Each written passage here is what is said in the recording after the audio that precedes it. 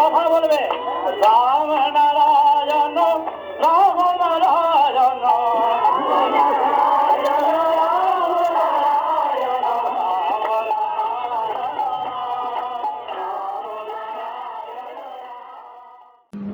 রাম ও Narayan Ram. 27 September 1980 শনিবার। সন্তান দল আসানসোল শাখার উদ্যোগে নজরুল মঞ্চে শ্রী শ্রী ঠাকুরের শুভ পদার্পণ ও ভাষণ।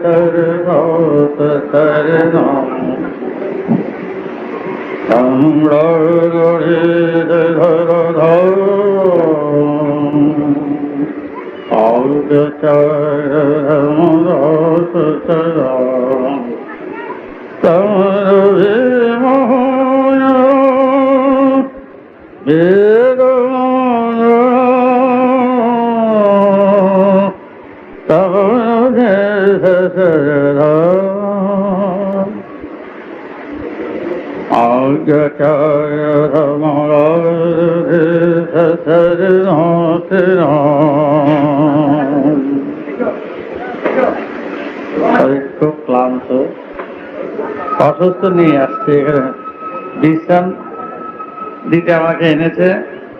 বিশ্রাম তো মোটেই হচ্ছে না। তবে কয়েকটি কথা মাত্র বলবো, বেদের কথা। এই যুগে আর বেদের যুগে কি ছিল আর এই যুগে কি হচ্ছে, এই কয়েকটি কথা মাত্র, বেশি বলতে পারবো না, জায়গায় জায়গায় সভা করতে হচ্ছে। বেদের যুগে বাংলা ভারতবর্ষে আমাদের পূর্বপুরুষরা সবার,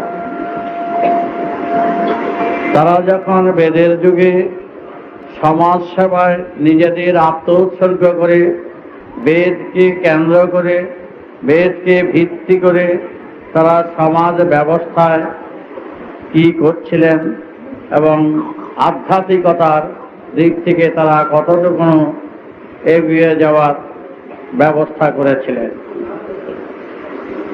মনে রাখতে হবে, আমাদের এখানকার দেব দেবতারা যাদের নাম এখন সচরাচর হচ্ছে, যাদের আমরা পূজা করি, তারা কয়েক হাজার বছর, 7,000, 8,000, 10,000-এর ঊর্ধ্বে কেউ যায়নি। কিন্তু যেই বিষয়ে বলা হবে সেটা 10,000 বছরের অনেক, আরো অনেক, 25-30 হাজার বছরের কথা। 25-30 হাজার বছরের কথা এই ভারতবর্ষের বুকে তখন এখনকার যে দেবতারা, দেবতাদের নাম যাদের আমরা করি, তখন তাদের নাম কেউ জানতো না, চিনত না। তারা তখন ইতিহাসের পটে বা ঘটনার পটে কেউ ছিল না।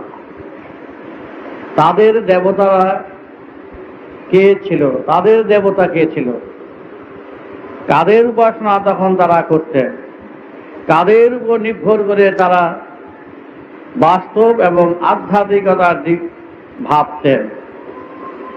এটা তো ভাববার বিষয়। চন্দ্র সূর্য পৃথিবীর সৃষ্টির থেকেই যখন জীব জগৎ সৃষ্টি হলো তখন থেকেই চন্দ্র সূর্যকে দেখছে, কিন্তু তখন থেকে আমাদের শিব, দুর্গা, কালী, যত হাজার হাজার অনেক দেবতার নাম আছে, তখন তো তারা কেউ ছিল না। তবে তারা কি নিয়ে ভাবতেন, কি নিয়ে চিন্তা করতেন, তাদের ইহকাল পরকালের ভাবনার ভিতরে কি ছিল, কোন ভাবনা ছিল, তবেই তারা কোনো দেবতার নাম করতেন না। তাদের কি তখন আমাদের আমরা যেরকম ভাবি মৃত্যুর পর কোথায় যাব, মৃত্যুর পর তার আত্মার কল্যাণ করা হয়, পিণ্ডি দেওয়া হয়, শ্রাদ্ধ করা হয় আত্মার মুক্তির জন্য, কিন্তু সেই সময় তাদের আত্মার মুক্তির ব্যবস্থার কোনো কিছু ছিল না। তবে ছিল না বলে তারা কি মুক্তি পেত না? যদি না থাকে তবে কেন বন্দোবস্ত তখন হয়নি? তো নিশ্চিত কোনো কারণ ছিল, বন্দোবস্ত হয়নি বা প্রয়োজন বোধ করেননি।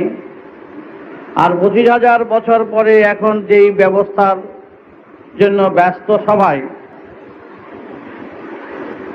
কিন্তু সেই সময় ব্যস্ত কেন সবাই তখন ছিল না, হয়নি? তখনও তাদের লেখা পড়া, শিক্ষায় দীক্ষায়, সমাজ ব্যবস্থায় যথেষ্ট জ্ঞান বুদ্ধি বিচারের পরিচয় দিয়েছে। তো সেই সময় তারা কার উপর নির্ভর করে সমাজ সেবা করতেন, নিজের আত্ম উন্নতির ব্যবস্থা করতেন। এখনকার যে ধর্ম, এখানকার যেই ধর্মের উপর নির্ভর করে আজ কত মঠ মন্দির, কত তীর্থ, কত বিগ্রহ, কত সাধু গুরু মহান অবতারদের সৃষ্টি হয়েছে এই 7-8-10 হাজারের ভিতরে আজ অবধি। কত লক্ষ লক্ষ মঠ মন্দির, লক্ষ লক্ষ বিগ্রহ, লক্ষ লক্ষ সাধু সন্ন্যাসী, এইসব আগে কোথায় ছিল? হঠাৎ একেবারে এত সব কোথা থেকেই বা এলো? আর 25,000 বছর আগে এই সাধু গুরু সন্ন্যাসী বিগ্রহ মঠ মন্দির এগুলোতে কোনো কিছুই ছিল না। এই বাংলার বুকে, ভারতবর্ষের বুকে আমাদেরই সবাই তো পূর্বপুরুষ, তাদের রক্তই তো আমরা আজ বহন করছি। তা আমরা যে নিয়ে এত ব্যস্ত হয়ে পড়ছি কেন? বিগ্রহ নিয়ে, মঠ নিয়ে, মন্দির নিয়ে, তীর্থ নিয়ে, সাধুগুরু নিয়ে কি ব্যস্ত হয়ে পড়ছি যে যেন ওই পরকালের কাজটা যেন তারা আগেই ঘর বাসা তৈরি করার ব্যবস্থা করছে, পরে গিয়ে কি হবে। কিন্তু যেটা সত্য চিরকালই সেটা থাকবে। চন্দ্র সূর্য চিরকালই ছিল, গ্রহ নক্ষত্র আকাশ বাতাস জল মাটি তখনও যা এখনো তা। কিন্তু দেব দেবতাদের বেলায় আর তীর্থ মন্দির মঠ মন্দির বিগ্রহ সাধু গুরু সন্ন্যাসী তখনকার লোকগুলো কি মূর্খ ছিল, অবুঝ ছিল? এটাই ভাবতে হবে? নিশ্চয়ই না। তখনকার সময় যেসব বিজ্ঞান ভিত্তিক কাজ করতেন, সমাজের সুব্যবস্থা বন্দোবস্ত করতেন, চিন্তাশীল অনেক ছিল, বিচক্ষণ অনেক ছিল, অনেক বুদ্ধিমান ছিলেন। তাদের লেখা, তাদের শাস্ত্র, তাদের বিজ্ঞানের চিন্তা, সমস্ত দেশের চিন্তা, দশের চিন্তায় যা বোঝা যায় তাতে বোঝা যায় এখনকার থেকেও তাদের বিচক্ষণতার দিকটাই প্রকাশ পায় বেশি। তার কারণ সেই সময় দেশবাসী যারা ছিলেন তাদের কোনো দিক থেকে কোনো অভাব ছিল না। অভাব থাকবে না কেন? মৃত্যু যখন আছে অভাব তো থাকবেই, কিন্তু মৃত্যু ছাড়ার অসুখ বিসুখ তো লেগেই থাকবে। সাধারণ যেই অভাবে আমরা প্রতিদিন ভুগছি এখানে সব দিক থেকে, সেই অভাবের কোনো গন্ধ বা স্পর্শ তাদের পায়নি। তাদের খাওয়া দাওয়া, শিক্ষা দীক্ষা, সুবন্দোবস্ত ব্যবস্থায় কোন রকম চোর ছিল না, ডাকাত ছিল না, কোনো অভিযানে চোর ডাকাতের কথা লেখা ছিল না। এখন অভিযানে এখনকার সত্য কথা খুঁজে বার করাই দুষ্কর। তখনকার অভিযানে চোর বা ডাকাত বা পরদ্রব্য হরণ এইসবের কোনো লেখা থাকা ছিল না, প্রয়োজন তখন বোধ করেনি। ঘর ফেলে দিয়ে তারা চাষবাস করতেন, কাজকর্ম করতেন। ঘর সেই সকালে বার হতো, বিকেলে রাত্রে ফিরত। ঘর যেমনি জিনিস যেইভাবে ছিল সেইভাবেই পড়ে থাকত, এতটুকু জিনিস খোয়ানি যেত না। আর এখন এখান থেকে একটু জিনিস রেখে মাত্র এখানে এসে বসছে এক সেকেন্ড, আইটার এসে গিয়ে দেখে জিনিসটা নেই, নিয়ে গেছে মুহূর্তে। আর তখন ঘরের সব জিনিস ফেলে দিয়ে সোনা গয়না যাবতীয় যা ছিল এই ছিল ব্যস্ত। সেই সময় আমাদের পূর্বপুরুষরা যারা ছিলেন সবাই, তারা শিক্ষার ব্যবস্থা সবাই সমভাবে যে যাহা শিক্ষা নিতেন সমাজের কল্যাণে, আত্ম উন্নতির দিক থেকে সবাই সমান সুযোগ পেত, কেউ বঞ্চিত হতো না। যে যা শিখতে চাইত সবাই শিক্ষার সুযোগটা পেত। আজকের শিক্ষার সুযোগ কিন্তু মুষ্টিমেয় ব্যক্তি।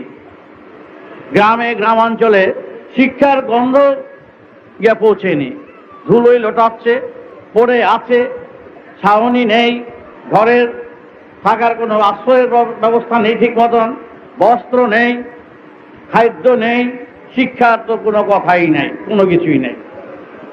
আর তখন গ্রাম থেকে গ্রামাঞ্চলের, শহরেও যেরকম ছিল গ্রামেও ঠিক একই ব্যবস্থা ছিল।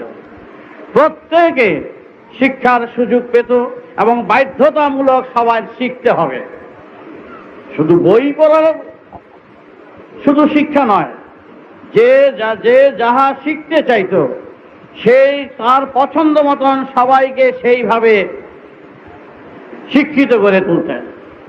এই যে সুযোগ সুবিধা, এই ব্যবস্থা তো এখন সেই সুযোগ সুবিধা নেই। এখন একটা স্কুল কলেজে ভর্তি হতে হলে সে সাংঘাতিক অবস্থা, তারে তেল মারতে হবে, অরে উপাসনা করতে হবে, তারে কিছু দিতে হবে, এই দক্ষিণা দিতে হবে, তারকে ধরে ওকে ধরে সে যার যার প্রভাব বিস্তার করে কোনো মতো করে যার যার ধরার সুযোগ আছে তারাই একমাত্র সুযোগ পায়। আমাদের বাল বাচ্চারা লেখাপড়া পাস করলে চিন্তা হয় কোন স্কুলে ভর্তি করব, ভর্তি করতে পারবো কিনা, ছেলেকে নেবে কিনা, সে এক সাংঘাতিক চিন্তা। এটা প্রত্যেকেরই প্রায়। কিন্তু যাদের সুযোগ সুবিধা আছে উপর মহলে, নানা মহলে, তারা ধরে ধরে কোনো মতো করে পার হয়ে যায়। এটা তো ঠিক কথা নয়, এটা এই ব্যবস্থা ঠিক নয়। এটা ছলছাতুরির মতন ব্যবস্থা হয়ে গেছে আমাদের। কিছু সংখ্যক সুবিধা পেল আর কিছু বেশিরভাগই সুবিধা পেল না, এটা ঠিক। কিন্তু তখনকার সময় প্রত্যেকে বাধ্যতামূলক শিখতে হবে। চাষবাস শিখুক, প্রত্যেকেই স্কুল ছিল, স্কুল থেকে সবাই শিক্ষা দিত কিভাবে সমাজ সেবা করতে হবে, কিভাবে সমাজের সব দিকে ভালোভাবে যাতে রক্ষা করা যায় তার পাহারার ব্যবস্থা করতেন। শয়তান যাতে ঢুকতে না পারে সমাজে তার ব্যবস্থা করতেন। এগুলো শিক্ষা।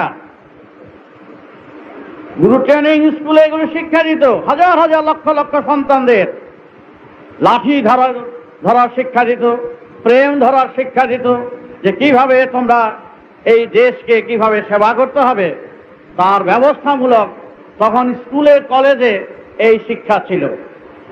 এবং কি করে দেশে দেশে প্রত্যেকে দেশ বিদেশ সবার সাথে আন্তরিকতা রেখে সবার সাথে সেই শিক্ষার ব্যবস্থা করতেন। এবং বিশেষত কি শিক্ষা দিতেন আরো, যে আমরা যেরকম আমাদের ছোট ক্ষুদ্র বাটি থেকেই সাজাই বেশি ঘরটাকেই সাজাবার ব্যবস্থা করি, বা 2 নম্বর 4 নম্বর বাড়িটাকেই সাজাই বেশি। 4 নম্বর বাড়ির ময়লা রাস্তায় ফেলে দিলে মনে করি আমরা খালাস, কিন্তু 4 নম্বর বাড়ির ছেলে মেয়ে যারা আছে তারা থাকলেই ভালো, আর কেউ থাকুক বা না থাকুক, মরুক শুরু যায় থাক। 5 নম্বর বাড়ি আমরা তো ভালো আছি, আমরা তো রোজগার করি, আমাদের ঘর চুনকাম করেছি, পরিবেশন করেছি, দালান সাজিয়েছি, হ্যাঁ, রাস্তার তার ভিতরে রাস্তা সাজিয়েছি, ফুল বাগান করেছি, এরপরে দেখা যাবো হ্যাঁ ময়লা স্তূপ, আবর্জনা স্তূপ, থাকবে মরুক, আমার কি ঠেকাটা।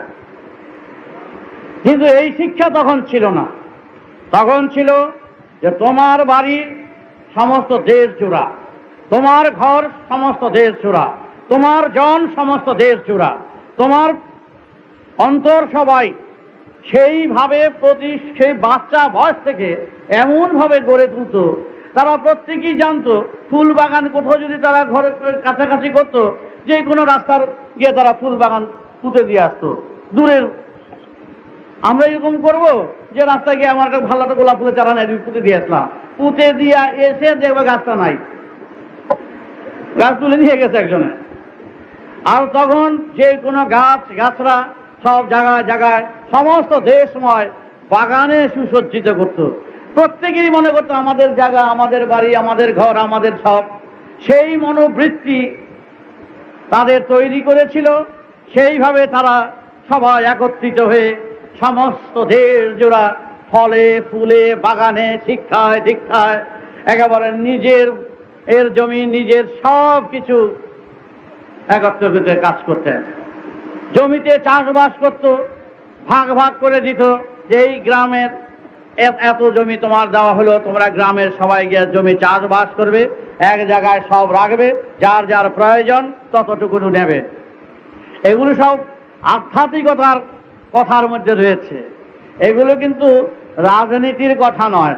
তো তখনকার সময় বেদ হচ্ছে ভিত্তিক করে আধ্যাত্মিক ধর্ম সব, এবং সেই বেদের আদি কথা, যেই কথার ব্যাখ্যা করলেন শিব, তার জন্য নিজে ত্রিশূল দিয়ে সব চাষবাস করতে শুরু করলেন।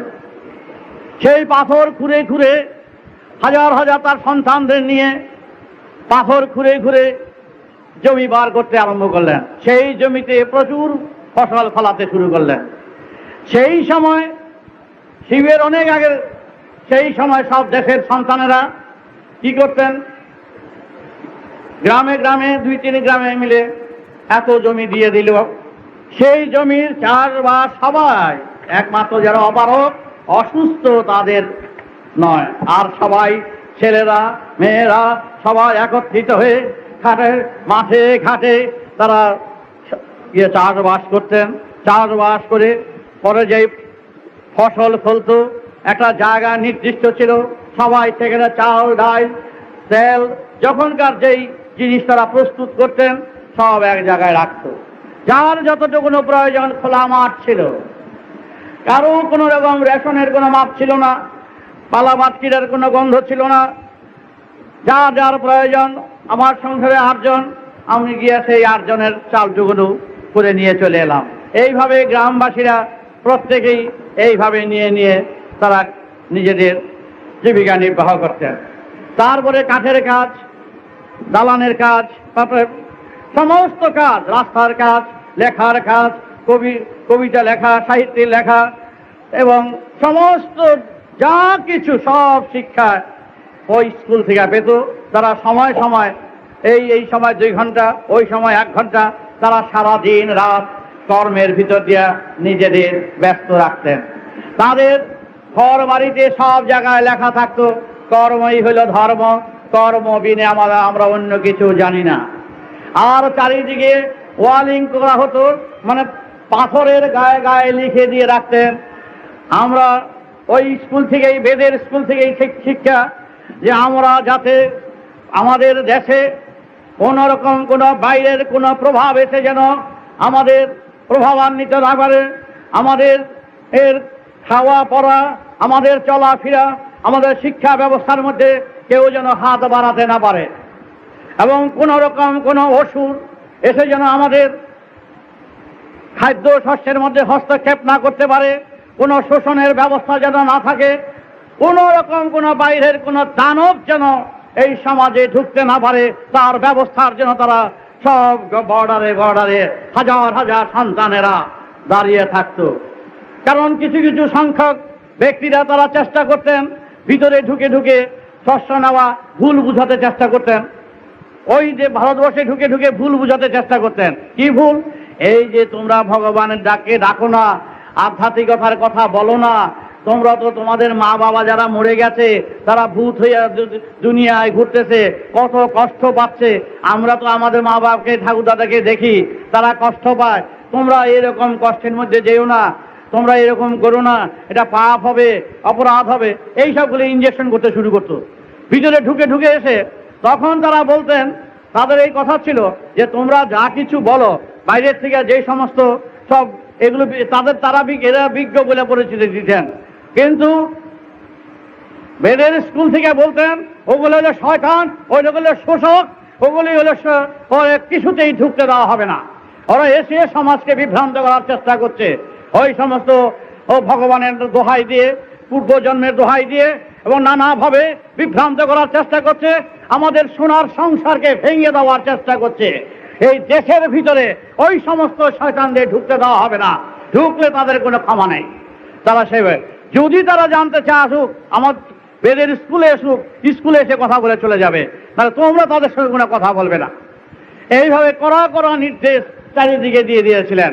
আর তারা সেইভাবে প্রস্তুতি নেওয়া, তারা ঘরে ঘরে জায়গায় জায়গায় ব্যাচ বাই ব্যাচ সর্বত্র ভারতবর্ষে সর্বত্র চারিদিকে ছড়িয়ে গেল কিভাবে সমাজকে দেশকে রক্ষা করা যায়। অদ্ভুত দেশ পরিণত হয়ে গেল, এবং এমন দেশ যে খাওয়ার জন্য তো ভাবতেই হয় না, খাওয়া কত খাওয়া খাবে, খাওয়া আমাদের তখন তাদের পিছনে দায়িত্ব যে কত নেবে। তখনকার সময় এমন অবস্থা হয়ে গেল যে এত খাওয়া যে বনের পশু পাখি জীব জন্তু এই গাভী সব, তারা কেউ কোনোদিন গৃহে গাভী কেউ পালতো না। কি অদ্ভুত ছিল! বনের গাভীদের খাওয়ার ব্যবস্থার জন্য তারা আলাদা ব্যবস্থা করলেন। সেই বনের গাভী তারা পর্যাপ্ত এসে পেট ভরে খেত, খেয়ে তারা দুধের ভারে, বাছুর আর কত খাবে, দুধের ভারে ভারে তারাও এরকম আত্মীয়তার মধ্যে মিশে গিয়েছিল। দুধের ভারে ভারে হাজার হাজার লক্ষ লক্ষ বাড়িতে বাড়িতে গিয়ে সব গাভীগুলো দাঁড়াতো যে আমাদের দুধ একটু পাতলা করে দাও, আমরা চলতে পারছি না। সেইভাবে সেই মনোবৃত্তি নিয়ে তারা গাভীর দুধ দহন করত। দহন করার যে মনোবৃত্তিটা ছিল, কিরকম ছিল যে আমি দুধ পান করব এই উদ্দেশ্য নিয়ে মনোবৃত্তি নয়, গাভীকে দুধের ভার থেকে খালাস করে দিয়ে তাতে যা জুটবে তাহা আমি পান করব। কিন্তু গাভীর থেকে জোর করে দুধ নেওয়া নয়। গাভীগুলো এরকম হয়ে গিয়েছিলেন যে সমস্ত গাভী তারা এসে এসে দাঁড়িয়ে যেত, দুধ পাতলা করে দিলেই তারা আবার চলে যেত, তাদের খাবারের প্রচুর ব্যবস্থা ছিল, তারা বনে চলে যেত। এই ছিল গাভীর সাথে। এবং বন্য জন্তু পশু পাখির সাথেও, যখন এখনো তো আমরা অনেক সময় পুকুরে দিঘিতে মাছ যারা পালে, সেই মাছ এসে খাবার হাত থেকে খাবার খেয়ে যায়। ওরা জানে যে আমাদের কেউ মারে না, তাই ভালোবাসা অলরেডি তাদের সাথে হয়ে গেছে। এরকম আমি চিটাগাং একবার গিয়েছিলাম, এক পুকুরে কচ্ছপ, সেই কচ্ছপগুলো মুখ বাড়িয়ে বাড়িয়ে এসে হাত থেকে সব খেয়ে নেয়। যেই কচ্ছপ হিংস্র, সেও ভুলে গেছে প্রেমের বিনিময়ে, অন্তরের বিনিময়ে। তাহলে অলরেডি এখনো দেখা যায় আমরা কিছু কিছু চিহ্ন তার ইঙ্গিত পাই। তখন দেশ জোড়াটা ছিল বনের সাথে, জন্তুদের সাথে এরকম হৃদ্যতা, আন্তরিকতা, তারা এইরকম ভাবে এসে মেলামেশা করত। শুনতে এখন গল্পের মতন লাগবে, সত্যিকারের গল্প নয়। তাই আজ থেকে তারা সেইভাবে সমাজকে সুন্দরভাবে বেদের সুরে এবং সারায় সমাজকে গড়ে তুলেছিল। তাদের ধর্ম ছিল এইরকম ধর্ম নয়। এই যে ধর্ম এখন চলছে, একাদশী উপবাস থেকে শুরু করে একেবারে শুভচনী মঙ্গলচণ্ডী থেকে ব্রত, আর এই তীর্থে জল, এই একেবারে 2 মাইল গিয়া শিবের মাথায় জল, তারপরে এই মঠে মন্দিরে, এইরকম তীর্থ ছিল না। এগুলো তারা চিন্তাই করতে পারে না। তখন ধর্ম ছিল, তাদের ব্যবস্থা ছিল অন্যরকম। তারা প্রত্যেকেই নিজেদের আত্মোন্নতি কল্পে যখন চিন্তা করলেন, সব বেদজ্ঞরা দেশের বাসীদের তারা ভাবলেন যে আমাদের এখন কি করা উচিত। তাদের কয়েকটি কথা তাদের সম্মুখে লেখা থাকতো, যে কি বেদ ভরবদ্দীশাটি সংযসাদমরহিতর ধীবরণম বেদ মন্ত্রোদরীশাটি সংযসাদরহূষাটি সমম অন্তরদীশাটি সংযসোবাধোধীশাটি সমম। কি কি ছিল? যে যশুনা পুষাটি সংযনুয়াতিতা, যে সমাজে অসুর কারা, শোষণ করে যারা, তাই শোষকদের কিছুতেই স্থান দেবে না। তম্ভুরাদিথাটি সংযসাদবরূদায় সঞ্চয়ারাধু, সঞ্চয় করবে যারা, সঞ্চয়কারীদের প্রশ্রয় দেবে না। যারা এখন বলে মজুত করা নিষেধ, এই সঞ্চয় করা নিষেধ। এক মুঠো চাল তারা কেউ বেশি কেউ আনত না, যার যার যতটুকু প্রয়োজন সেইভাবেই তারা আনতেন। তাহলে লেখা আছে সঞ্চয় করা নিষেধ, তারপরে শোষণ করা নিষেধ, মানে অসুরের দমন করার বিধেয়। তারপরে কি ছিল? তারপরে ছিল এক জাতিতে পরিণত করো, সবাই এক জাত। কোন রকম কোন এই যে খুচরা শুরু হয়েছে জাত, এই 10,000-এর মধ্যে যত জাত সৃষ্টি হয়ে গেল, একটা জায়গার মধ্যে কতগুলি ভারতবর্ষে জাত, বাপরি বাপরি বাপরি বাপ। সেই জাতের ঠেলায় ভারতবর্ষ টুকরো হয়ে গেল। এমন সুন্দর বাংলাদেশ ছিলাম তো, বাংলাদেশেই টুকরো করে ফেলে দিয়ে গেল নিজেদের মাথা পরিতে, নিজেদের ভুলে, নিজেদের এই ধর্মের এই খেলা। এখানে ধর্মের পাশা খেলা চলছে। এই ধর্মের পাশা খেলায় দুইটা জাত সৃষ্টি হয়ে গেল, হিন্দু আর মুসলমান। কিন্তু হিন্দু মুসলমান তো কোনো কথা ছিল না বেদের আদি যুগে। হিন্দুর কথাও কেউ জানতো না, আর মুসলমানের কথা কেউ জানতো না। এই তো হালের কথা। সেই তো 25,000 বছর পর তবে হিন্দু কোথায়, মুসলমান কোথায়? এই নবশুদ্ধ সাহা যে রায় ভর্তি হয়ে গেছে, এগুলি কোথায় ছিল? কেউ ছিল না কিচ্ছু। এক ছিল কি মানুষ জাত, এক জাত, একটাই শ্রেণী, একটাই জাত। সুতরাং সেখানে কোনো বিবাদ ছিল না। আর কি ছিল লেখা? তামরুব চতুর্থ পঞ্চম তারুদীশাম। সাবধান, সাবধান হয়ে যেও। কিসের সাবধান? যে যে যা কর্ম করবে প্রত্যেক কর্মকে শ্রদ্ধা করবে, এবং প্রত্যেক কর্মের মূল্য আর তোমার কর্মের মূল্য এক। সেটা কিরকম? ঝাড়ু দিয়ে দেবে, তার মূল্য যা। হরিজন যে ময়লা টানবে, তার মূল্য যা। আর কবি, এই যে বড় বড় কবি, সেই কবিদের মূল্য তা। বড় বড় সাহিত্যিক, তার মূল্য তা। এবং বড় বড় সায়েন্টিস্ট, তখন বিজ্ঞানী, তার মূল্য তা। বাবরি বাবা, এক মূল্য, এক মানদণ্ডে সবার মূল্য, সবার সাথে সবার সম্বন্ধ। মেথর বলতে যে মেয়ের সাথে, তখনকার সময় বড় বড় কবি, সাহিত্যিক, সায়েন্টিস্টদের ছেলের সাথে বিবাহ। এবং বাধ্যতামূলক। যদি অবহেলা করো, পরিষ্কার করে দাও। প্রত্যেক মানুষ জাতির সাথে, প্রত্যেক জাতের সাথে এক জাতি, প্রত্যেকের সাথে প্রত্যেকের সম্বন্ধ, হৃদ্যতা, আন্তরিকতা, এবং প্রত্যেকের কর্মের মূল্য এক। কোন রকম বৈষম্য ছিল না। এই যে বৈষম্যবিহীন সমাজ, এই সমাজ তখন তারা তৈরি করেছিলেন সমাজের বুকে। তাই প্রত্যেকের আসন এক, প্রত্যেকের জায়গায় এক, প্রত্যেকের সাথে প্রত্যেকের সম্বন্ধ হতো, প্রত্যেকের সাথে প্রত্যেকের যোগাযোগ হতো। কেউ কারো যে বলতো না ইনি একজন বড় কবি, ইনি একজন বড় সাহিত্যিক, ইনি একজন বড় নেতা, সে তারও যা মূল্য। আর ওই যে ছুটতেছে, ঘর ছুটছে, রাস্তা ছুটছে, তার মূল্য এক। এবং এই মূল্য দিয়েছিল বলেই প্রত্যেকের সমান দাবি হিসাবে সমাজের বুকে তারা সমানভাবে, সমসুরে, সমতালে তারা সমাজ সেবায় আত্ম উৎসর্গ করে তারা আত্মতৃপ্তি লাভ করতেন। এবং বেদের ষষ্ঠমে হলো যারাম ব্রহ্মা জবতু বিশাটি সমাম। ওই যে বিদেশির লোকেরা, বাইরের লোকেরা যেইভাবে এসে তোমাদের প্রভাব বিস্তার করছেন, যে স্বর্গ আছে এবং মৃত্যুর পরে আত্মার মুক্তির যেটা ব্যবস্থা করা প্রয়োজন, তখন বেদজ্ঞরা বললেন সমস্ত দেশবাসীদের, তোমরা তোমাদের ধর্ম হচ্ছে, নীতি হচ্ছে, না জেনে না শুনে কোনো কথার মন্তব্য করবে না। এটা বড় কথা মনে রেখো বাবারা।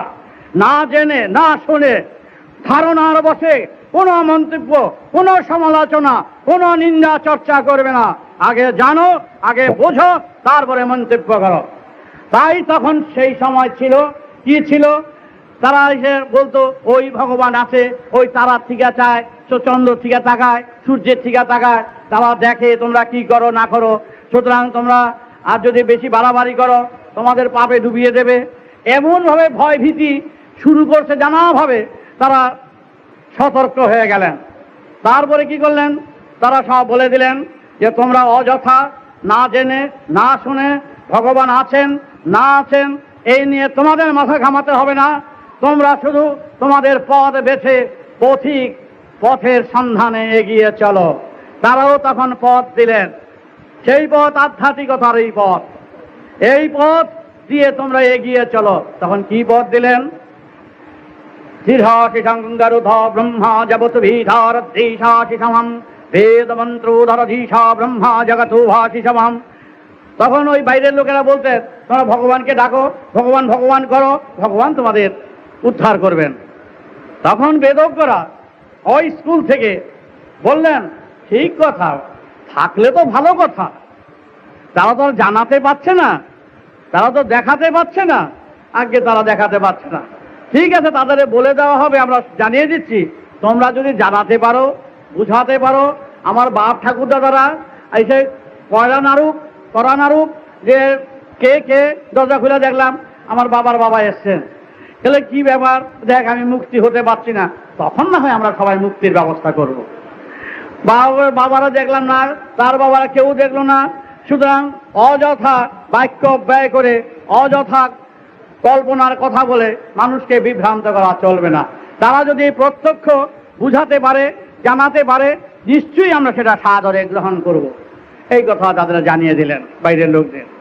তারপরে তারা কি করলেন, তারপরে তারা বলে দিলেন ঠিক আছে, তাদের কথাগুলো তোমাদের কিছুটা মানিয়ে নিচ্ছি এইভাবে। কিভাবে? জিমা ব্রহ্মা যাবত ভীষাশিষং যৎসাদরধূভারিতমম বেদমন্ত্রোদর্ধীশাশিষং যৎসাদরধূভারিতমম।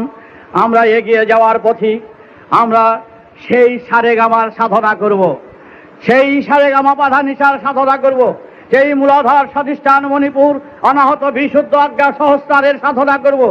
আমরা এই দেহ বিনা যন্ত্রকে বাজাবো, আমরা দেহের মনের সুরের সাথে সুর মিলিয়ে আমরা এগিয়ে যাব মহাকাশের পথের পথিক হয়ে। আমরা দেখব, আমরা জানব, আমাদের মানদণ্ডে জ্ঞানদণ্ডে আমাদের বিবেক বুদ্ধি বিবেচনার মাধ্যমে আমরা কোন বিষয় বস্তুর সম্মুখীন হচ্ছি, আমরা কি, আমাদের কি চাওয়া দরকার, কি পাওয়া দরকার, সেই সুর সারা নিয়ে আমরা এগিয়ে যাব, এগিয়ে যাওয়ার দিকে। আমাদের বিচার দণ্ডে তখন নিশ্চয়ই সারা দেবে আমাদের কি প্রয়োজন, কি প্রয়োজন নেই। আমাদের ডাকতে হবে, ভগবানকে মানতে হবে না মানতে হবে না, না ভগবান আছেন বা নাই, সব সমস্যার সমাধানের এক মহাযন্ত্র তোমাদের তৈরি করে দিয়ে দেওয়া হলো। এই যন্ত্রের মাধ্যমে তোমরা দিবারাত্র সব কর্তব্য শেষ করে তোমরা একা মনে একা আসনে বসে বসে তোমরা সেই মূল সুরের গান, মূল ভিত্তিক গান, মূল চিন্তার গান, মহাকাশের সুরের সাথে সুর মিলিয়ে তোমরা গেয়ে যাও আপন মনে আপন সুরে। তখন আপনি ধরা দেবে, আপনি সুরে সুরে সারা দেবে, এইটাই সুরের ধর্ম।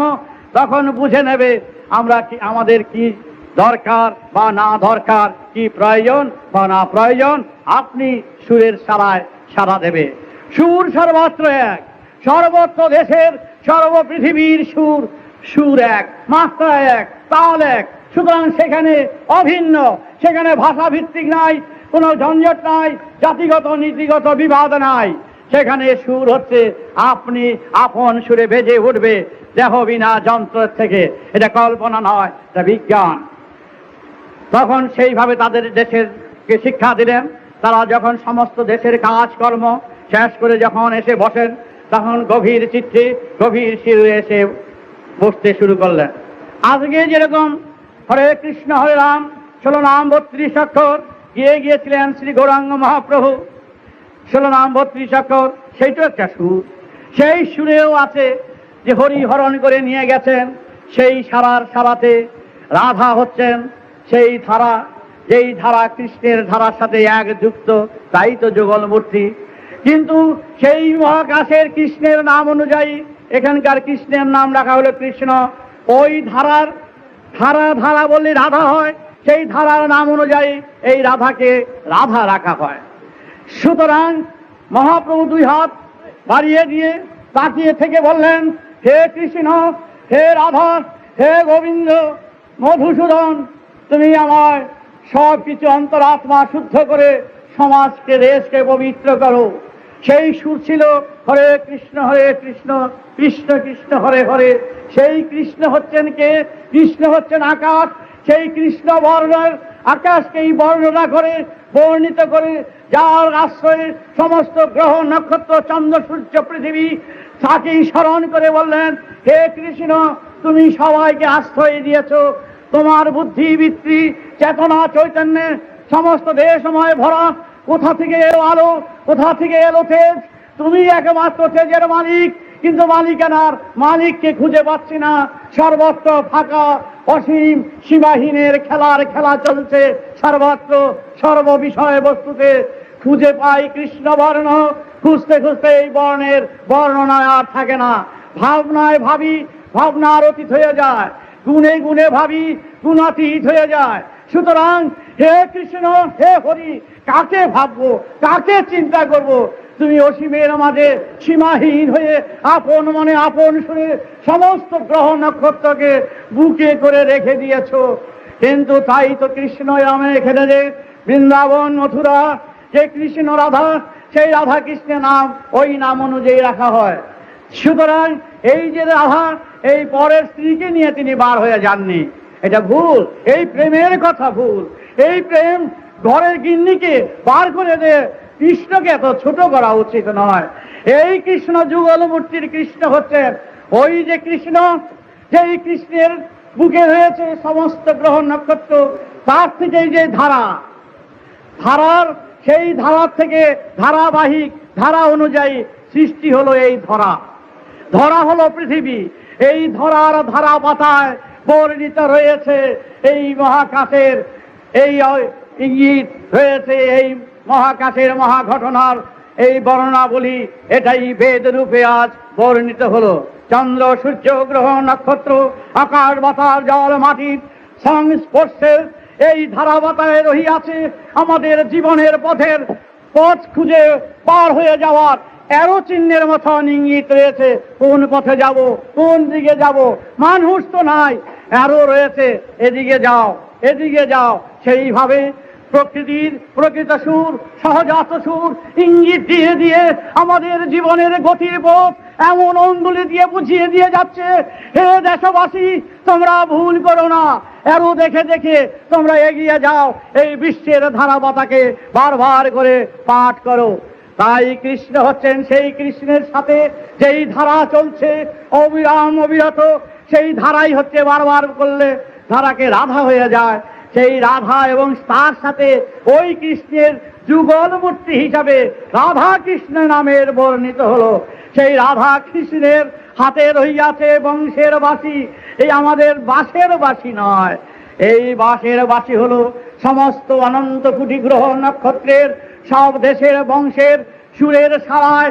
এই সুরে সারার সুরের মধ্য দিয়ে রহিয়াছে আমাদের এই মূলাধার স্বাধিষ্ঠান মণিপুর অনাহত বিশুদ্ধ আজ্ঞা সহস্রারের বর্ণিত সুর। তাই রাধা কৃষ্ণের যুগল মূর্তি হিসাবে যে আমরা স্মরণ করি, এটা হলো প্রকৃতি পুরুষ, শিব শক্তি এখানে নামে সেটা অভিহিত করেছে। কিন্তু ব্যাখ্যাকারীরা বিপরীত ব্যাখ্যা করে সমাজকে বিভ্রান্ত করছে এবং বেশিরভাগ সাধুগুরুরা এই ব্যাখ্যার সুযোগ নিয়ে গুরুগিরি ব্যবসা বেশিরভাগ সুযোগ করছে। এবং আজ যজ্ঞ পূজা পার্বণ এই যে চলছে, এগুলো বিপরীত কাজ। আমি তো এই পথে আছি 5 বছর বয়স থেকে, 3 কোটির মতন ভক্ত শিষ্য। যদি অর্থ উপার্জনের ব্যবস্থা আমি করিতাম ঠিক মতন, তাইলে রোজ 50-60 হাজার টাকা রোজগার করতে পারত। কারণ খালি ঘুম থেকে উঠে খালি বলতে হবে কয়টারে শনির দশায় ফেলবো, কয়টারে রাহুর দশায় ফেলবো, বুঝলে? যদি বলি দেখ রে বাবা তোরে কিন্তু শনিতে টাপছে, কারে বার করে নিয়ে যায় ঠিক নাই, সরকার করে দেবে। যার ট্যাগ ভারী আছে তারা যদি বলি তাও হাত জোর করে বলবে আমাকে বাবা উপায়, এতখানে পথে আসো উপায়, দেখলাম আমার ট্যাগ ভারী আছে, 10-20 হাজার টাকার যায় ফেলে দিয়ে ওরে শান্তি সচেতন জাগ জগ করে ভালো করে একেবারে খাট, তারপরে করে বাসনপত্র ছাতি লাঠি যত আছে সব কিনে ফেলেলাম, যজ্ঞ করলাম, একটা ধাধাও করে জ্বললো, 4-8-10টা পুরোহিত রাখলাম, পুরোহিত রাখলো তো ওরা মন্ত্র পাঠ করবো বসে বসে চিৎকার করিয়া, তারপরে ছাই নিয়ে ঘি দিয়ে মিশিয়ে ওই শিয়ালারে ধইয়া গেলা দে ফোঁটা দে, ফোঁটা দিয়ে গেলাম, যা পিছনে দরজা দিয়ে শনি বেরিয়ে গেছে, আর চিন্তা নাই। তারপরে ডাকবো যে টেম্পুটা ডাকতো, বলে এগুলি ভর, 20 হাজার টাকা জিনিস ভর, বাড়িতে পাঠিয়ে দিলাম। তারপরে রাহুওয়ালায় বুঝে দিছে, এইটার আবার ব্যবস্থা করতে হবে। সুতরাং এই ব্যবস্থা করলে আর কোনো চিন্তার কারণ ছিল না। তাহলে আমি এই বয়সে বাচ্চা বয়স থেকে আমার জমি জামা আমি চাষবাস করি, মাঠে যাই, লাঙ্গল ধরি, কাজ করি, খেত নিরাই, মাটি কাটি, মাটি গুঁড়া করি, এই এতখানি গামছা পরে, বুঝেছে?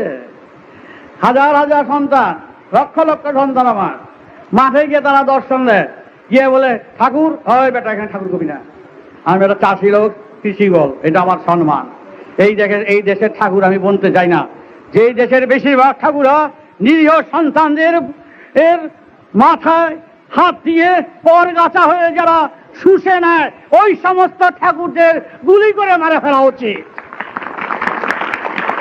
আমি খোলা মাঠে হাজার হাজার সভায় এই কথা বলেছি, 3 কোটি সন্তান তো আছেই, হাজার হাজার লক্ষ লক্ষ জায়গায় সব সন্তানদের কাছে বলেছি, যেই দিন আমি হোম যাগ যজ্ঞ পূজা পার্বণ এবং কোন শিষ্যের মাথায় হাত বুলিয়েছি, আমার নির্দেশ ওপেন খোলাখুলি জায়গায় আমায় গুলি করবে। পরিষ্কার কথা। অনেক বদনাম নিয়েছি, অনেক সম্প্রদায় থেকে বদনাম দিয়েছে, অনেকে এই মাইলুকের ডাকাত দিকে চিন্তার দিকে এই 108 নামের মতন অনেক রকম জড়াবার চেষ্টা করেছে। আমি মহাপ্রভুর ভবিষ্যৎবাণীর নিজের কথা বলছি। ভবিষ্যতে তার শেষ রক্ত। গৌরাঙ্গ দেবীর মা ছিলেন শচী দেবী, শচী দেবীর বাবা ছিলেন নীলাম্বর চক্রবর্তী, নীলাম্বর চক্রবর্তীর কন্যা হলো শচী দেবী, নীলাম্বর চক্রবর্তীর ছেলে হলো বিষ্ণুদাস চক্রবর্তী, এই বিষ্ণুদাস চক্রবর্তীর ছেলের ছেলের ছেলের ছেলের কন্যাই হলো আমার মা। এবং মাতুলের কাছে বিষ্ণুদাস চক্রবর্তীর কাছে যে ভবিষ্যৎবাণী করেছিলেন, নিজের কথা বললাম, অহংকারের কথা নয়, সহজ সরল নিয়ে বললাম, এই অভাগাই হলো তার ভবিষ্যৎবাণী, তার শেষ রক্ত। এই রক্তে বেঈমানের রক্ত নয়, এই রক্তের মর্যাদা যাতে রক্ষা করতে পারি, সবার কাছে আমি হাত জোর করে বলছি, আমি সহযোগিতা চাই, প্রত্যেকের কাছে আমি এই সাহায্য সহযোগিতা চাই। এই রক্তের মর্যাদা যেন রক্ষা করতে পারি, গৌর করে যেতে পারে নাই, শত্রু তাকে করতে দেয় নাই, অপমান লাঞ্ছনায় গঞ্জনা নির্যাতনে তাকে ঝালাপালা করে দিয়েছিল তাদের ভক্তদেরও। কিন্তু আমি চাই এই সব দেশের সন্তান, দেশের যেই সমস্ত আজবদামি নোংরামি জাহাজ তো দলাদলি সাম্প্রদায়িকত দেশের মা বোনেরা না খেয়ে মরে যাচ্ছে, বেদ বিরোধিতা কাজ, ধর্মের বিরোধিতা কাজ, ধর্মের নাম নিয়ে সমাজে যাই এই ব্যবস্থা করতে লক্ষ লক্ষ সন্তানদের মাঠে নামাতে চায়। আমি 3 কোটি ভক্ত করেছি, সন্তান করেছি, আমার পোষার পারাবার জন্য নয়, টাকাও লুটাবার জন্য নয়, মাঠে নামাবো, শয়তানকে কিভাবে দমন করা যায় তার ব্যবস্থামূলক কাজ চাই। আমি রাজনীতি করি না, উস্কানি দেই না। আমি গ্রামে গ্রামে যাই, এক চাদর গায়ে দিয়ে দেখি না খেয়ে পড়ে আছে সমাজের সবাই, তার ব্যবস্থার জন্য আত্মোৎসর্গ করে কিছু যদি করতে পারি তার প্রচেষ্টা মাত্র। তাই গৌর দিয়ে গিয়েছিলেন হরে কৃষ্ণ হরে রাম 16 নাম 32 অক্ষর, তাই তিনি পথে ঘাটে নাম বিলাতেন। তার রক্ত হিসাবে আমি 5 বছর বয়স যখন, তখন থেকে এই মন্ত্র দান করছি, শিক্ষা দিচ্ছি। কারণ আমার দাবি আছে বাংলার বুকে, ভারতবর্ষের বুকে তার রক্ত নিয়ে ঐতিহাসিক ঘটনা সত্য যেটা সেটা সেই সত্য বস্তু নিয়ে আমি এগিয়ে আসছি। আমি সবার ভিতরে সেই মন্ত্রের সুর দিয়ে এক মালায় একভাবে গেঁথে বেড়াচ্ছি। সেখানে টাকা লাগে না, কড়ি লাগে না, বস্ত্র লাগে না, দিন লাগে না, খড় লাগে না। অন্যত্র দীক্ষা গ্রহণ করলেও দীক্ষা গ্রহণ করা, যন্ত্র গ্রহণ করা যায়। মন্ত্র দিত, কোরআন পাঠ করো, কোরআন পাঠ মানে কোরআনই পাঠ। সত্যিকারে তার মধ্যে মধুর কথা আছে, কিন্তু মধুর কথা আমরা করতে দেইনি। আমরা আলাদা করে তাকে রেখে দিয়েছি, ওদের ঘরে ঢুকতে দেই না, বাইরে বসিয়ে রাখি। কি করে তোমার সাথে তারা বন্ধুত্ব করবে? কি করে তোমার সাথে তারা আন্তরিকতায় আসবে বলো? তোমার বাঁ হাত তুমি ঘরে নেবে, ডাইন হাত তুমি ঘরে নেবে, এটা তো অস্পৃশ্য। এই হাত তো অস্পৃশ্য, রোজ তো সতন কিয়া করে, এই হাত কি করে ঘরে নাও? আর মেথর হরিজন যারা, তাদের বাইরে রাখো, যেহেতু তারা ময়লা টানে। আর তুমি যে ময়লা পরিষ্কার করো এই হাত দিয়া, এই হাতকে তো ঘরে নিয়ে আসো। বেদ বলেছেন সব এক জাতি, কোরআন বলেছেন সব এক জাতি। আল্লাহ তাল্লাহ মোহাম্মদ আল্লাহ সিহাল্লাহ, আল্লাহ আল্লাহ আল্লাহ, মানে আল্লাহ হচ্ছে আলো, আল্লাহ আকবার, আর হচ্ছে সূর্য। সেই সূর্যের আলো, যার আলোকে আলোতে হলে আলোকিত করলো চাঁদকে, তাই প্রতিপদের চাঁদকে তারা গ্রহণ করলেন। কত সুন্দর তলায় কলায় যাতে বেড়ে ওঠে। তাই মহাপ্রভু জ্ঞান গিয়েছিলেন হরে কৃষ্ণ হরে রাম, তারই থেকে যে নাম আসলো তার নাম হলো রাম নারায়ণ রাম। এই রাম নারায়ণ রাম মহাকাশের মহাসার গ্রাম। ওই মহাকাশের প্রতিটি অনুপরমাণু বিজ্ঞান ভিত্তিক অর্থবোধে যেই বিরাট অর্থ রহিয়াছে, বলতে গেলে অনেক সময় লাগবে। সেই অর্থ আছে যেমন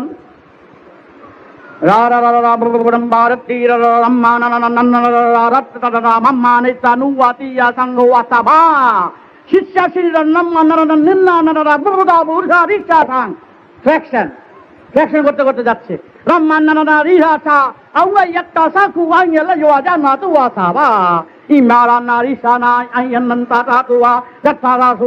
মানে ঘন্টা তিনেক বললে কিছুটা অর্থ রামনারায়ণ হবে, মানে সম্পূর্ণ বিশ্বের সুরের কথা। যেমন গভর্নমেন্ট, আরে গভর্নমেন্ট খুঁজতে গেলে কারোই পাইবে না, সবুজ যাত্রী হবে হাম কে করেগা, হাম হ্যাঁ সবই হাম হাম করে, কিন্তু গভর্নমেন্ট আর খুঁজে পাওয়া যায় না, সবটা নিয়ে গভর্নমেন্ট। এই রামনারায়ণ রাম সমস্ত বিশ্বের অর্থ নিয়েই হচ্ছে, শব্দ ধ্বনি নিয়ে হচ্ছে রাম। সেই ধ্বনি হচ্ছে নাদ, নাদই হচ্ছে আদি, নাদই হচ্ছে সুর, সেই সুরই হচ্ছে ব্রহ্ম যাকে বলে। সেই সুর ও ব্রহ্মের সাথে, মূলাধারের সাথে, আজ্ঞাচক্রের সাথে, সহস্রারের সাথে যুক্ত করে এক মহাসার গ্রাম। যেই সারেগামা বাধা নিচা 25,000 সিঁড়ির এক সিঁড়িতে, আর 25,000 সিঁড়ির ঊর্ধ্বের সিঁড়িতে রয়েছে সহস্রারের বর্ণনা। বলতে গেলে সময় লাগবে অনেক। এই বর্ণনায় বর্ণিত রয়েছেন মহাপ্রভু গান গিয়েছিলেন, সেই গান, যে গানের মাধ্যমে সমাজকে এক করবার চেষ্টা করেছিলেন। তারই অর্থবোধে যে রাম নারায়ণ রাম, সেই গান হচ্ছে তখনকার সমাজ সেবায় শিব জন্ম হয়ে গেলেন, বিষ্ণুর জন্ম হয়ে গেলেন এখানে।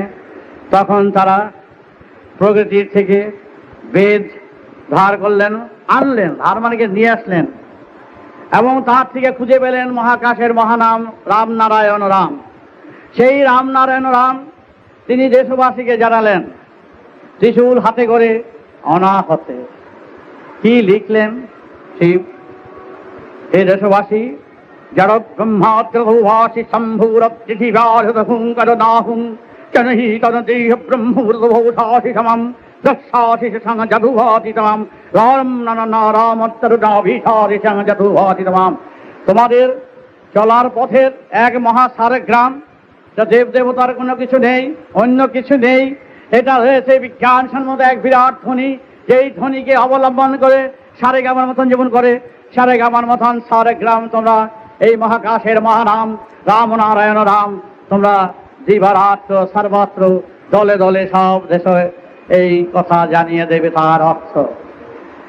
তখন বিষ্ণু বললেন, তারু বিশাপন্হা চারুত্রাসী সমাম। এটাই সত্য, মহাকাশের মহানাম মহাসার গ্রাম। তখন দেশবাসীরা সবাই এই গান তুলে দিলেন, তুলতে আরম্ভ করলেন। উঠে দিলেন না, তুলে দিলেন না, তুলতে না, গান করতে শুরু করলেন। কি গান? তারা সব ব্যাচ বাই ব্যাচ, এই ব্যাচে যেমন 500, এই ব্যাচে 500, এই ব্যাচ 500, এরকম লক্ষ লক্ষ ব্যাচ চারিদিকে ছড়ে গেল দেশের সেবায় আর ওই জানার বেকুলতায়। তারা কি গাইলেন? এই দেহের এই ষটচক্রর সারেগামা তারা আয়ত্তে আনলেন, নিয়ে তারা গান গাইতে শুরু করলেন। গান আমি জানি না, তবে অল্প বিস্তর। তখন মূলাধার অভিমত সারধার 500 এক ব্যাচ, আরেক 500 ওদিকে, এক পাশে সব ভারতবর্ষ সরে গেল। সন্নিত সরধাস সং জমধুবরাধে সরধাস সন্নিত সং সন্নিত সরধান মণিপুর অভিমাস শরং স্বাধিষ্ঠান জনয়তরধাম। স্বাধিষ্ঠান হচ্ছে মূত্রোদ্ধার। এই মূত্রোদ্ধারের সৃষ্টিতে নিয়ে কাম হচ্ছে কামনা। এই কামনা বাসনা নিয়েই হচ্ছে সমাজ।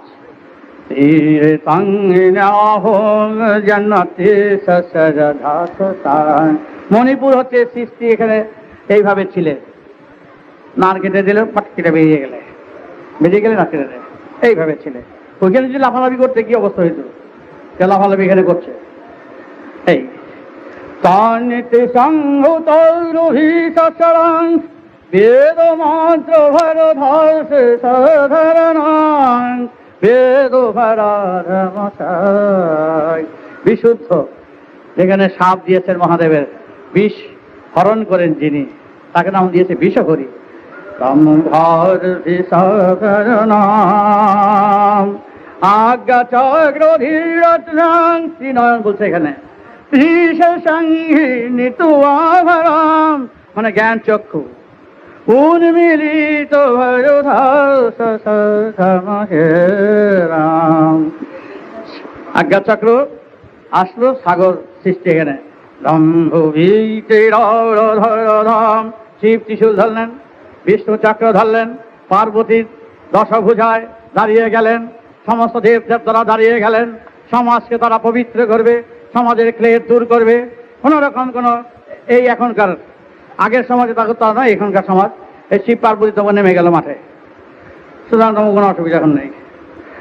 তাই শিব বাবু নেমে গেলেন। কি নামলেন? প্রম্ভুরতি সরধাং বেদ মাত্র ধরধাসাং দামুড়ে সরধাং। এইভাবে মাছ করতো তারা, এখনকার মাছের মতন না। দৌড় ভীষা ছাড়ধাং জনিতে সরধাং শিব শম্ভুডম্ভু ভূরকিয়ং জনতোরফ জনতীরধারাং জনিয়ং জনপরাম। সবাই মিলে বললেন রাম নারায়ণ রাম, রাম নারায়ণ, রাম নারায়ণ, রাম নারায়ণ, রাম নারায়ণ, রাম নারায়ণ রাম। বিম্বিসাং নাম রাম নারায়ণ রাম। দলে দলে বেরিয়ে গেল সব। রাম নারায়ণ ভরো ভিবর ধাম যাও শ্রী সসর ধাম হে রাম নাম।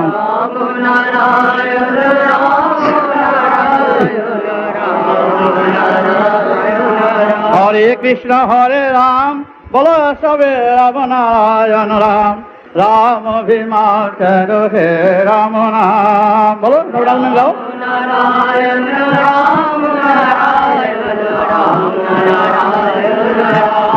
রাম নারায়ণ রাম ভীষণ সরধাং ঝাড়ু থিতে সরধাং দাস সরধাং হে রাম নাম। গাও গাও গাও গাও। সময় নষ্ট করবে না। মহাকাশের মহানাম ভিড়েশ্বর ধরো ধাম, শিবেশ ধরো ধাম, হে রাম নাম। রাম নারায়ণ রাম নারায়ণ রাম নারায়ণ চক্রে সুপথি সমরথ ধরা ধা, হে কৃষ্ণ হে রাম হে রাম নাম। রাম নারায়ণ রাম নারায়ণ রাম নারায়ণ রাম। ভীষণ ধর ধাম শিব শক্তি পরম, চল তম হে রাম নাম। রাম নারায়ণ রাম নারায়ণ রাম নারায়ণ রাম। আচ্ছা যাই থাক, যারা যারা দীক্ষা নিতে ইচ্ছুক, আমি নিজে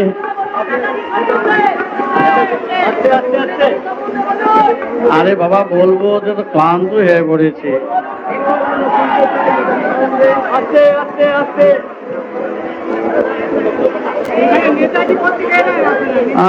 সে তো এখানে নেতাজি করতে গেল রে, এখানে নেতাজি তো আসে না কেউ।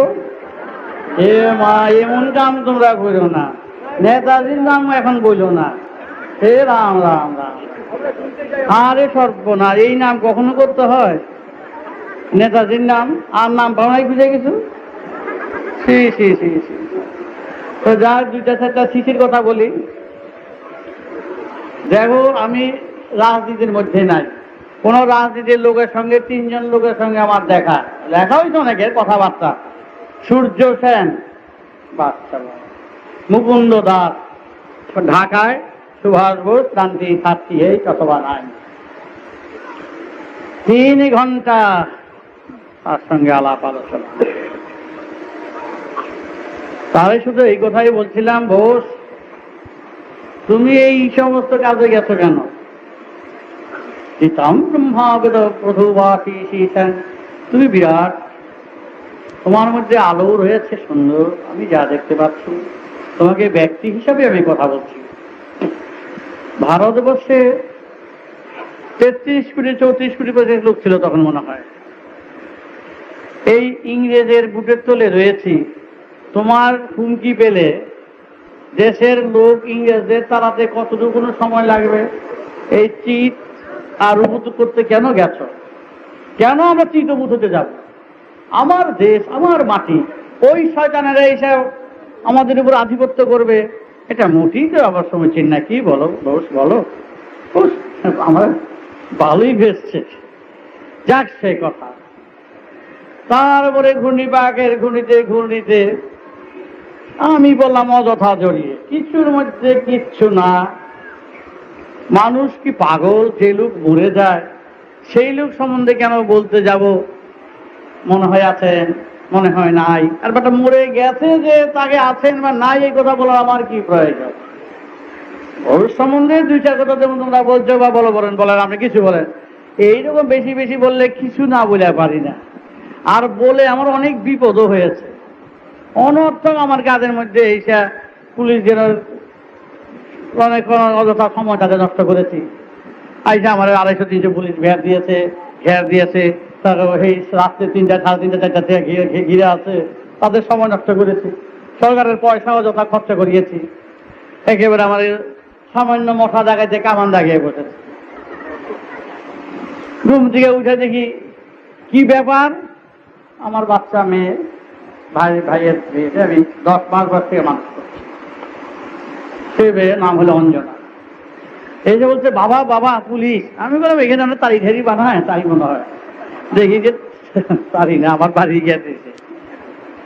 তারপরে আমার সাথে সরকারের ভালো মন্দ কিছু নাই, তারও মঙ্গল কামনা করি না, তার বদনাম করি না, আমি বদনাম করি আমাদের। আমরাই মানুষ ভালো না, সমাজে কিছু করতে পারি না, আমাদের গর্ব কি? তারপরে দেখি কতক্ষণ করে দরজা খোলেন, আমি মাত্র দাঁতরা মাইটা মাত্র পড়ছি, মেয়েটারে কইলাম পাতাটা দরজাটা খুলে দেয় চলছে।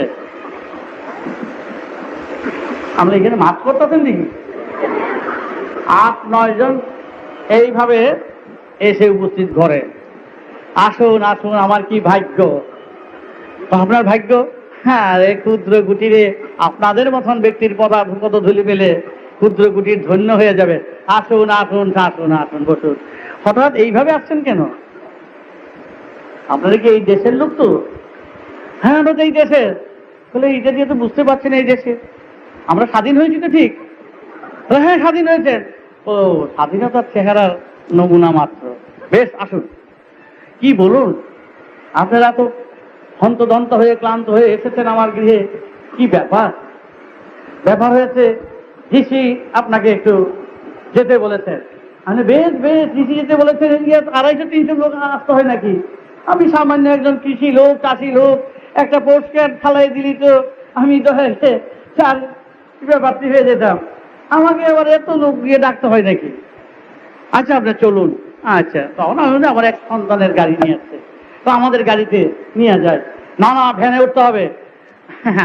না, তারা আমার তো ভালোবাসছে, তো তাই ভ্যানে উঠে নেবে। ভ্যানে উঠেছে।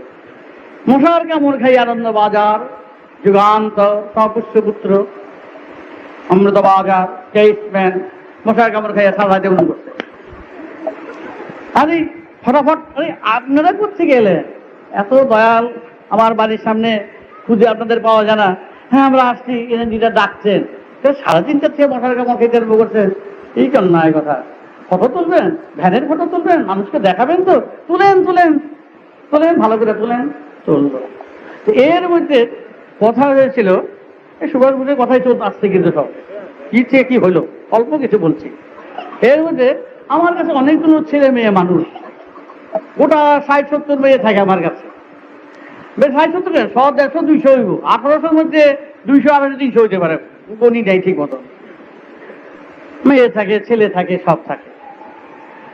এরা খোঁজ করতে আমার কাছে এতগুলো মেয়ে থাকে, কাছে থাকে, শুয়ে থাকে, সেবা করে। এই মেয়েদের একাত্র তুলে নিয়ে একটা ফটো তুলে ব্যবস্থা চেয়েছে। ভাগ্যক্রমে এই কতক্ষণ আগে মেয়েগুলো বেরিয়ে গেছে। তাই লাগছে মেয়েরা কোথায়, মেয়েরা কোথায়? ও, আপনার ছেলে মেয়ে আছে? হ্যাঁ, আপনার মেয়েদের নিয়ে এরকম ভাবে যদি কুস্তি করে কথা বলি মনে লাগবে? হ্যাঁ, লাগবে না কেন? এটা তো আপনার কাছে থাকে ভয়। আমার কাছে থাকে, ঠিকই থাকে, কিন্তু একটু চলিয়ে দেখেছেন কি? কারো 6 মাস, কারো 1.5 বছর, কারো 1 বছর, কারো 8 মাস। ওই সমস্ত শত শত বাচ্চাদের হাগা মুদার থেকে আরম্ভ করে সব এক হাতে কাছিয়েছি, বুকে রেখে মানুষ করেছি। সেই সমস্ত বাচ্চাগুলো তখন যদি আমার 16-17 বছর বয়স হয়ে থাকে, আমার যখন 32 বছর বয়স, ওগুলি কি ওই বয়সই থাকবে না একটু বাড়বে? হ্যাঁ, নিশ্চয়ই বাড়বে। তখন তাদের কি বলবো তোরা বেড়ে গেছিস, বেড়ে যা? বলবো? সেটা কথা বলবেন কেন? তাহলে আপনি বলতে চান ওই যে 16 বছরের, 17 বছর, 20 বছর বয়স হয়েছে, তাহলে অন্যায় হয়েছে?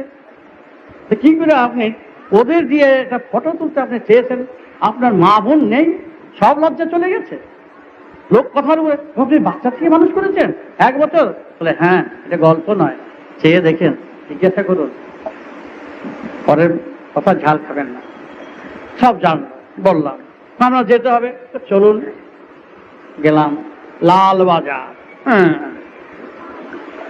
সেখানে গিয়ে আসুন আসুন বসুন। নারী, এ ব্রহ্মচারী মহারাজ, নারী সর্বনাশ। আপনি কি এই দেশি লোক? তো কেন আপনি নাটক করছেন আমার সাথে? এই ব্রহ্মচারী মহারাজ, এই তো আমাদের দেশের কথা বলেন এরকম করে। আপনি একজন ডিসি, সম্মান ব্যক্তি, আমাদের রক্ষণাবেক্ষণ করছেন, আমাদের দেখাশোনা করছেন। আপনি এসে বলছেন হে ব্রহ্মচারী মহারাজ, এইভাবে আপনি বলছেন কেন? আপনি আমাকে ডাকছেন, আপনি বসুন বসুন, চেয়ারে বসুন। না, আমি চেয়ারে বসবো না, এই চেয়ারের মর্যাদা রক্ষা করতে আমি পারবো না, আমি মাটিতেই বসলাম। আপনার কোনো নির্দেশ আছে আমার উপরে? আচ্ছা বলুন তো। আপনার একটু দয়া করে নাটক করবেন না, যা বলেন সোজাসুজি কথা বলুন, নাটক ঠাটক আমার কাছে বলবেন না। আপনাদের সঙ্গে আমার কোনো বিরোধ নাই, কোনো বিরোধিতা নাই। যেটুকু ব্যবহার করবেন সেটুকু উত্তর ঠিক কথা পাবেন। আচ্ছা বলুন তো, এই সুভাষচন্দ্র বসু, আরে কি কথা বললেন? সুভাষচন্দ্র বসু, এই কি কথা বলছেন আপনি? কার কথা বলছেন? কার কথা নিয়ে আপনি কথা বলছেন? সুভাষচন্দ্র এরকম ব্যঙ্গোক্তি করে? মোটেই করা উচিত হয়নি। আপনি সোজাভাবে সম্মান দিয়ে কথা বলুন। আচ্ছা বলুন, এই সুভাষচন্দ্র বোস, অনেক ভালোভাবে কথা বলুন। আচ্ছা, না, যিনি নেতা, যার কল্যাণে ভারত স্বাধীন হয়েছে, আমি আমার ব্যক্তিগত মত প্রকাশ করলাম। এত বছর ভারতবর্ষকে স্বাধীনতা করতে পেরেছিলেন? সুভাষ বোসের হুমকি আছে, আরো কারো কারো হুমকি আছে না আমার কথা। সুভাষ বোস সম্বন্ধে আমি তাকে ভালোবাসি, শ্রদ্ধা করি, আমাকে সে মনে প্রাণে ভালোবাসেন, এটা আমি জানি। আপনি যদি তাকে শ্রদ্ধা দিয়ে কথা বলতে পারেন তাহলে বলবেন, তা না হলে কোনো কথা বলবেন না। আচ্ছা, আপনি বলুন, এই সুভাষ বোস সম্বন্ধে আপনার তার লেখা কতগুলো ব্ল্যাঙ্ক সই করা কাগজ আপনার হাতে কি করে এলো? একজনকে যদি ভালোবাসে, সে যদি বিদেশে চলে যায়, তারা যদি কোনো সই করা কাগজ দিয়ে যায়, সেখানে কোনো আপত্তি আছে? বাপ ছেলেকে দেয়, বন্ধুরে দেয়, বিশ্বাস করে দেয়। যদি আমার কাছে সই করা মহাত্মা সুভাষ বোসের কাগজ যখন আপনারা পেয়েছেন, তখন আমি জানতাম না যে এরা, আমি যখন ফালাকাটা সোনমারিতে আমাকে নিয়ে গিয়েছিল, তার ফাঁকে ঘর দেশে লালমারির থেকে ওইখানকার লোক দিয়ে, আমার ভিতরের লোক দেখিয়ে আমার ভিতর থেকে আলমারি থেকে, ঘরের আলমারি থেকে এই কাগজটা নিয়ে গেছে। তখন আমি জানতাম না। তখন আমি বুঝলাম এটা নানা চক্রে চলে গেছে। বলে হ্যাঁ, থাকতে পারে সুভাষচন্দ্র বোস। এই যে দেখুন আপনার সুভাষচন্দ্র বোস লেখা, মানে ভালো কথা, থাকতে পারে। আপনার হাতে কি করে এলো? চুরি বিদ্যা কবে থেকে শিখলেন? আমি চুরি বিদ্যা নিশ্চয়ই। আমার আলমারির ভিতরে যদি জিনিস থাকে, সেই জিনিসের আমি চাবি দিয়ে খুলে দিলাম না, সেই চাবি কি করে খুলে আপনার কাছে এলো? যদি আপনার নামে এখন কেস করি, চোরের বস্তু যার কাছে পায় তাকে নিয়ে যায়, যদি কেস করে দেই, আচ্ছা, এই কালই প্রমাণ করা হয়েছে। কালই প্রমাণ করেছে, তাহলে কি মরে গেছে? না, মরে গেছে বলছি না, কালই পেলাম 62, 63 সুভাষ বোসের তার জেনুইন সই। আপনার কাছে কি করে এলো? যেইভাবে যার কাছে মানুষ যায় সেইভাবেই আসে, নিশ্চয়ই তার কোনো সন্ধান আপনি রাখেন, তা আপনার কাছে খুলে বলতে হবে। যদি রাখি আমি, মনে করেন, তাহলে আপনার কাছে খুলে বলবো। জানেন আপনাকে আমরা কি করতে পারি? হ্যাঁ, করতে পারেন, হাজতে পুড়তে পারেন, ধৈর্য দলায় মলায় দিতে পারেন, আপনাদের ক্ষমতা যা আছে তাই করতে পারেন, আমি অবাধে মেনে নেব। কারণ আপনার মতন ব্যক্তির কাছে সুভাষ বোস সম্বন্ধে কোনো কথা বলতে আমি ঘৃণা বোধ করি। এই কথা বললেন, এত বড় কথা,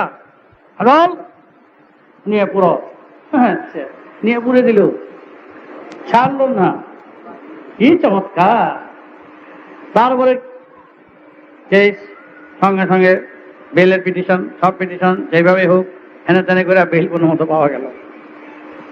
আমি বলে আসলাম যে সুভাষ বোস সম্বন্ধে এইরকম মুক্তি আর এইরকম ভাষা আর এইরকম আমি ভাবতে পারিনি। আপনি সুভাষ বোস নিয়ে এত ব্যস্ত কেন? আমি ব্যস্ত কে বলছি আপনাকে? আপনারই তো আমাকে ব্যস্ত করছে। আমি ব্যস্ত হয়ে গেছি, আপনার কাছে বলতে গেছি সুভাষ বোস হ্যান ট্যান ট্যান। সুভাষ বোস আমার ব্যক্তিগত ভালোবাসার একজন ব্যক্তি, তাকে যে আমি ভালোবাসি সেটা আপনার সাথে কোনো অপরাধ হচ্ছে? এই গেল সেখানে একটা কথা, বেশি টানলাম না, বেশি আমাকে খুলে জিজ্ঞাসা করবে না, কোনটা ফাঁস হয়ে যায় ঠিক নাই। এর মধ্যে জওহরলালের নিমন্ত্রণ, রাজেন্দ্র প্রসাদের নিমন্ত্রণ, রাধাকৃষ্ণের নিমন্ত্রণ। কি ব্যাপার! আমি কে মানুষ, আদিবাসী লোক, কোথায় গ্রামে গ্রামে পড়ে থাকি। বারেন্দ্র কুমার ঘোষ আমার শিষ্য, অগ্নিযুগের বিপ্লবী, অরবিন্দ ঘোষের ভাই, তার মাধ্যমে নিমন্ত্রণে চিঠি পাঠিয়ে দিলেন। গেলাম, বাবা যাই, ভালো মন্দ খেয়েছি, দেখে আসি জওহরলাল নিমন্ত্রণ করছেন, এটা কম কথা না। গেলাম জওহরলালের এখানে, সেখানে গিয়েই টাইম মতন গেছি, নিচে জওহরলাল দাঁড়িয়ে আছে, আইয়ে গুরুজি করতে করতে একটা ধরে লেগে গেছে। সেখানে গিয়ে দেখি একের বিরাট টেবুল, বিভিন্ন রকমের ফল, অদ্ভুত ব্যবহার না দেখলে বোঝানো মুশকিল। আমার ফুটি কেটে খাওয়ায়। আমি বললাম, পণ্ডিতজি, আমি নগণ্য ব্যক্তি, তোমার হাতে তুমি ফুটি কেটে খাওয়াচ্ছ, কি ব্যাপারটা একটু খুলে বলো তো। আমার মতন ব্যক্তিকে তুমি নিমন্ত্রণ করছো কেন, খুলে বলো। আছে গুরুজি, খুব ভাত খায়। আমি ভাতের জন্য বসে দিয়েছি, তখন ভাত করব। কতক্ষণ পরে একদিন খাওয়াইলেন, 2 দিন খাওয়ালেন, 3 দিন। প্রথম দিন একটু বেকুব বনে গেলাম। বেকুব বললাম এই জন্য, বলে কি গুরুজি ফল ঢল খাওয়াইলেন, গুরুজি কফি খাই গেল, কফি কফি। আমিও টেবিলের উপরে কফি দেখি না, টেবিলের উপর কফি টফি না দেখে কি জানি কফি আবার করতে গেল। আমি চা খাই না, রুয়া খাই না, মদ খাই না, কিছুই পান করি না, তো কফি তো আমি দেখি না। তবে ইচ্ছা করে বলা, আচ্ছা কফি লাও তো, কফি লাও। বাস এটা কেটে উপস্থিত, এই যে কফি করেছি, কফি লাও। আমি এটা কি কফি কই, কফি হয়? আরে বেটা আমার দেশে এই কফি কফি। হ্যাঁ গুরুজি তুমি তো একেবারে সেই দেশের লোক, কফি একটা আমি তখন কফি নাম জানতামই না এক কথা। তখন জানলাম একটা কফি বলে একটা জিনিস আছে তার মতো। চলো দেখো আমি বুঝতে পারি নাই, আমি কফি মনে করছি আমার দেশের। আমি দেখি নাই বলে টেবিলে খোঁজ করতে আসছি কফি কই, দেখলাম কফি তো নাই। তুমি জানলো চা তার মতো নেই। আমি তো খাই পান করি না। আচ্ছা এই না মজা ফজা করলেন। তারপরে গুরুজি এক बात है, बोलिए क्या बात है? इसे नेताजी सुभाष चंद्र बसु আমি সর্বনাশ, কি ব্যাপার, তোমার কি ধারণা কি? তবে সুভাষচন্দ্র বসু, তখন আমি বুঝলাম নিমন্ত্রণের তখন বুঝতে হয় 3 দিন নিমন্ত্রণের ঠেলা। এখন বুঝলাম এই বাত না করলে স্যার বলছে আটকে রেখে দেয়, তাহলে আমি গেছি। আমি বললাম পণ্ডিতজি আমাকে মাফ করো, আমি এই বাত বলতে পারবো না, কারণ এই আমার ব্যক্তিগত ব্যাপার। সুভাষচন্দ্র বসু আমি তাহলে ভালোবাসি, সে আমার পরিবারটা ভালোবাসি, এই বুঝছি। এই নিয়ে মাথা কামিয়ে লাভটা কি? তোমার কি ধারণা? আমার এক ব্যক্তিগত ধারণা, এটা আমি বলি না জোর গলায় যে নাই বা আছে। তাহলে তোমার তো কে আবার খাই বলি না, এরে বলবো তো বুঝি, কিন্তু কথা হলো যা বলতে চাই আমার ব্যক্তিগত ধারণা কথা বললে তুমি তো রাগ করবে না। না না না নাই রাখতে, আমার ব্যক্তিগত ধারণা, আমি যে সুভাষ বোসকে 1939 দেখেছি, আমার ব্যক্তিগত ধারণা সেই সুভাষচন্দ্র বসু ভারতেরই বাংলার কোথাও কাছাকাছি কোনো এক দেশে এই সীমান্তেই হোক যেখানেই হোক, মনে হয় তিনি আছেন। চোখ তো খারাপ হয়ে গেছে। আমি দেখো বেদের পূজার, আমি ছল বল কৌশল পছন্দ করি না, যা জানি তা বলি, যা জানি না তা বলি না। আমি সেই যেই সুভাষ বোসকে 1938 দেখেছি, আমার মনে হয় তিনি এই কাছাকাছি কোথাও আছেন। তোমার সাথে মুলাকাত হবে, আমরা আরই সব বোনার আবার আরেক ধাপে নামছে। আরে মুলাকাত কি আছে, এমনি আমার মনের ধারণায় ধান্দায় ঘুরছি, তাতে মনে হইল ওই কাছাকাছি, মানে খুব কোথায় কোথায় তোমার মনে কোন জায়গায়। আমি বললাম যে দেখো কোন জায়গায়, আমি তো কিছুদিন আগে জানতাম এই নাগাল্যান্ড, চায়না, আর আমরা দেখো ঘুরাঘুরি বেচারা করে, এই রুয়াটা মনে হয়। তাই সত্যবিদ্যা জানি না, ও বাদ দিয়ে দাও, ওই প্রসঙ্গে বাদ দাও, ও দরকার নেই। তারপরে রাজেন্দ্র প্রসাদ এইরকম করে পয়সা দিচ্ছে। আমি কি প্রসাদ, কি ব্যাপার? সে প্রসাদের সাথে আমি তার ভাইদের একসঙ্গে হিন্দু হোটেলে তার ইয়ের সঙ্গে করেছি, কত কথা বললাম। আমি একটা বেশ আমি রাজেন্দ্র প্রসাদকে বললাম, যদি সুভাষ বোস থাকেন কোনো ব্যবস্থা করতে পারবে? বলো, যদি ব্যবস্থা করো তাহলে একবার খুঁজে দেখি সত্যি আছে কি নেই, বলো পারবে কিনা। সারা নাই, আমারে রাখতে কোথায় যেন শাহনওয়াজ খানের বাড়িতে। 15 দিন তার বাড়িতে আমি আসি, সেই বেচারা ঝাড়ু দেয়, করে কাজ করে, কর্ম করে, আমি কি এর মধ্যে করে গেলাম গিয়া। প্রিয় শ্রোতাবৃন্দ, আপনারা আপনাদের মতামত কমেন্ট করে জানাবেন এবং শেয়ার করে সবার মাঝে ঠাকুরের কথা ছড়িয়ে দেবেন এবং সাবস্ক্রাইব করে দেবেন, যাতে পরবর্তী অধ্যায়গুলো আপনাদের কাছে সহজেই পৌঁছে যায়। রাম ও নারায়ণ রাম।